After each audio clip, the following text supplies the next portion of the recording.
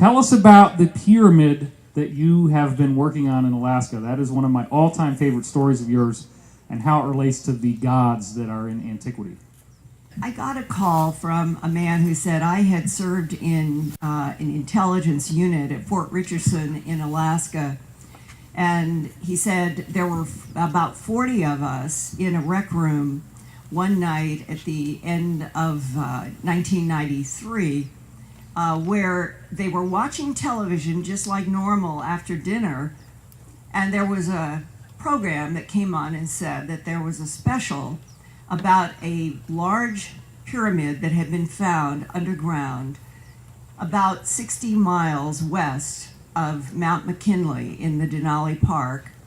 And the Fort Richardson intel guy said that they all talked in the rec room about, my God, here we are in Alaska, and they're saying there's this huge pyramid, that it's underground. I want to find out more about that. After this broadcast, I thought I want to go and explore this area. So he called up the Channel 13 TV station in Anchorage and said, I just saw with other guys this show, and I would like to buy a copy of this program. And so he said, I just decided I would drive down to that station, and I asked for the manager's office, came out, and I said, I would like to pay money for a copy of that program that you had on last night about the underground pyramid in Alaska. And now he's talking to the general manager, and the general manager said, you must be mistaken. We didn't broadcast anything last night about an underground pyramid. He said, well, I was with 40 guys, and we watched it and we talked about it. It was on your station. And the manager said, no, there's been some misunderstanding. And the intel guy says, the manager goes back into his office. He's walking to leave in great confusion, and a man came toward him, said, I'm an engineer, and I just wanted to tell you, yes, we did do a broadcast. You're right. And left. So he had this mystery and said, can you help me find this videotape? I went on Coast and did an Earth Files and a Dreamland with Whitley Strieber, and we were saying, if there's anybody out there who has any information about this pyramid, please get in contact with me. And that was followed by two people, both the second generation of the firsthand experiencers. I did a series of reports with what would be the sons of men who had firsthand experiences about this big underground pyramid.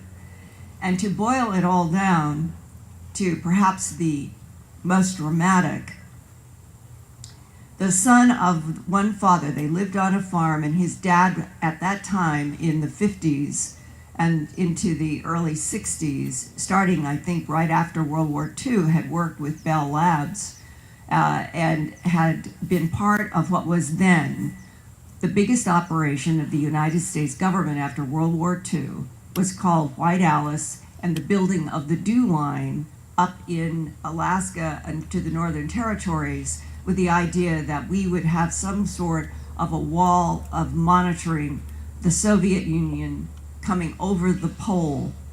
So we put in 10, 12,000, maybe more people into the Canada, Alaska, Northern Territory areas to build the Dew Line and a project called White Alice.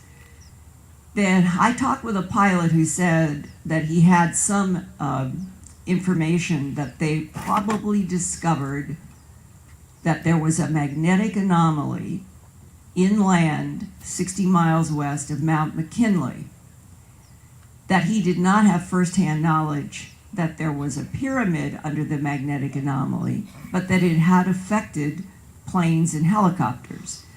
One of these witnesses, beyond the man who had worked in the Bell Lab that became later on AT&T, work all the way back to after World War II, that man had told his son that he went and was assigned to work where they went in mining elevators at the surface and that he could count by time when he got to the bottom that they were down at least 900 feet below the surface. But he said that his father described for him in great detail how at the bottom of this pyramid, the father was able to work only on one vertex. You know, you think of a pyramid, the pyramid top was 150 feet from the surface.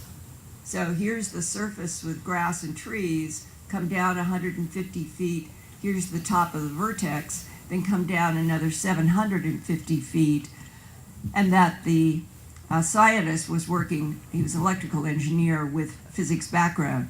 He was assigned to work on one vertex and told his son that they learned that this could generate enough power to power the entire nation of Canada.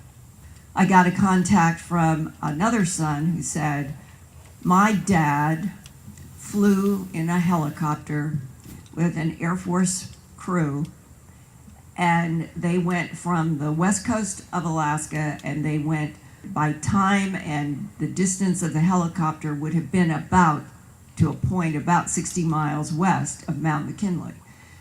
The father could see Mount McKinley, and that as they approached a certain place, the pilot told his father, just stand by, it's going to get rough, I've been briefed, don't worry. And the father said, what is wrong? And he said, well, we've got a pyramid here, it's underground, and I've been told that it's extremely ancient, our government does not know who made it, it is deep underground, we're trying to study it, and that he understood that it could power Canada, it might power the world, that something about this big pyramid had the ability to put out a great deal of energy, and that it caused magnetic anomalies, and that suddenly the helicopter began to buck like a horse, and the pilot got the helicopter down, but they did not fully land. As the helicopter came down, just barely touching the ground, these men, security guards with guns, they opened the door, pulled out whatever the cargo was, which was extremely heavy, pulled it out onto the ground, and one of the people with the gun said, take off now. And they took off. Now that is anecdotal, and as well as the other, because both of those fathers are not here, they passed on, but the sons at least are a secondhand testimony about quite detailed discussions with their fathers. And in the second case, the mother has talked to me and communicated to me that what her son told me was true, and that she has always told him, you can't ever give out our name because of the consequences that people have on pensions if they have signed non-disclosure agreements and their names are out there and somebody can tie a family or family name, then there can be punishment, that sort of thing. Those are the dominoes that fall around these stories, and why it is so difficult to get people on the record with real names, real backgrounds. And I think at this point, I've had 2 emails and 1 handwritten letter, literally handwritten in cursive, sent to me in hard mail saying, want you to know I have firsthand information the underground pyramid in Alaska is real.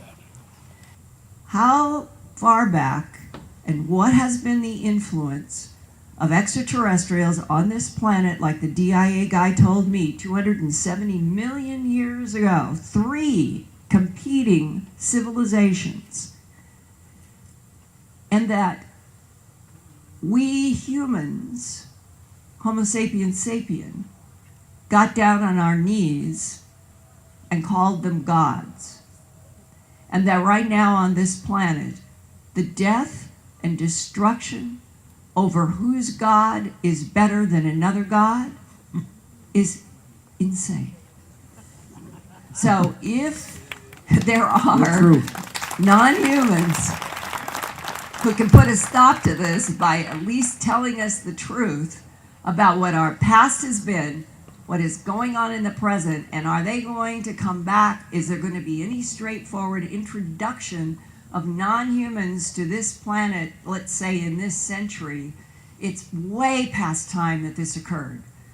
We need to know we're not alone in this universe, and that David and Jim and Mike and others, we are talking on a general basis sometimes with people who have knowledge.